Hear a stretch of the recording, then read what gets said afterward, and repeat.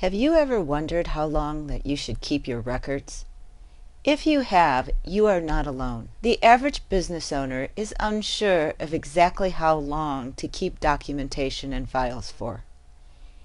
In this movie, we'll discuss how long to keep files, how long to keep a copy of your accounting system. Before we begin, please note that this varies greatly by industry. Although generally speaking, we can say that most businesses will keep records for 5 to 7 years, the truth is it's very, very specific to your circumstances. There are a number of issues that come in play. For example, what are your local laws? Are there government requirements that you need to follow? Are there any regulations set for your field by an industry or an IRS representative? Another area is third-party requirements. Perhaps it's written in your contract with a client that you must keep your documents for a certain period of time. All of these need to be taken into account when setting a document retention policy. Another area that comes into play is, should I keep them electronically or is a hard copy what I need? Again, this is a decision that you'll need to make based on a conversation with your attorney and your accountant. Generally speaking, electronic copies take up much less space. However, considerations here are, do you have the software program that created the document? Number 2, do you have a player for the media that you copied the document onto? For example, floppy drives were very common not all that long ago. However, nowadays very few computers come with a floppy drive. If your backups are on a floppy and you do not have a drive, how are you going to gain access to that backup copy? Here's where having hard copies come in handy, because at least you have a printed copy that you can work for.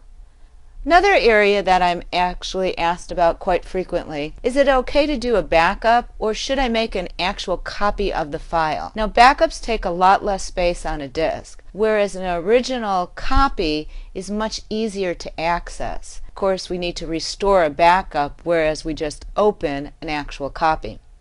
A difference here, though, is that a backup normally has a verification and integrity check on your data, so we feel a little bit more comfortable.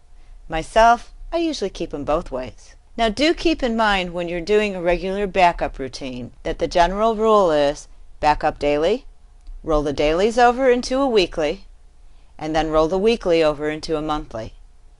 Many people like to keep each month until the end of the year, and then the year-end copy rolls over into permanent storage, going back to our 5 to 7 years for most businesses. Now, when working with these retention programs, do keep in mind that there are a number of areas for consideration.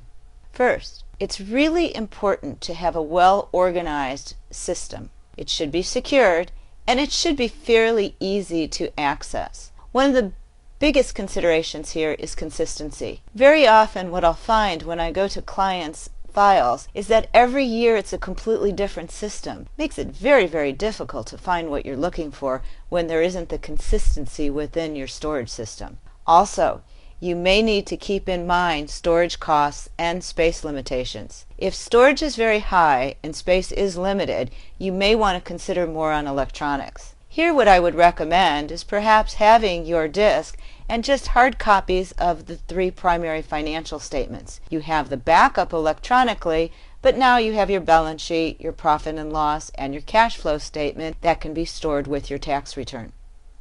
Do keep in mind that fire resistance cabinets are very important for document retention also. Not only will they protect your documentation in the case of a disaster, but also fire-safe cabinets tend to be airtight. This helps in aiding the long-term storage on the media itself.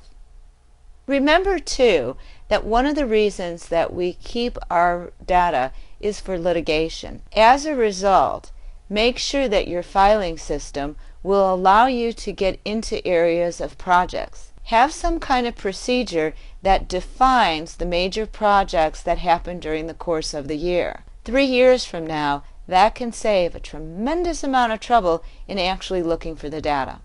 Finally, Do keep in mind that many times we like to compare those projects. We'll keep the data for litigation, but very frequently I find this data to be invaluable in setting goals and tracking the management of our projects.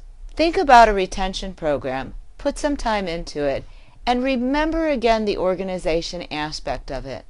Try to set your procedures so everyone can be consistent each year and that your storage is in exactly the same area.